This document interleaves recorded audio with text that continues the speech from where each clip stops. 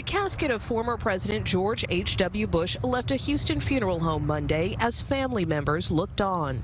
The presidential motorcade then went to the airport en route to Washington, D.C. He saw the world, not just the country. On CBS this morning, former Secretary of State Colin Powell, who served as President Bush's chairman of the Joint Chiefs of Staff during the first Gulf War, remembered his former boss. He would not make some jump decision out of nowhere. He would think it through and then decide what was best for the country, but not only what was best for the country, what's best for the world.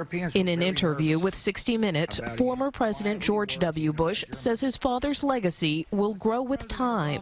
I think he's going to go down as the greatest one-term president ever because of his foreign policy, deftly handling the end of the Cold War, for example, reunification of Germany. Former President Bill Clinton, who beat Mr. Bush in the 1992 presidential election, recalled their bipartisan bond. It's been one of the great joys of my life, my friendship with him. Our arguments were good-natured and open, and we continue to debate things all the way up until recently. President Bush will lie in state in the Capitol Rotunda until Wednesday. Then a motorcade will transport his casket through Washington to the National Cathedral for a state funeral.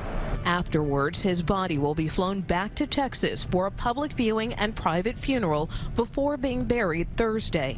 Nikole, Killion, CBS News, Capitol Hill.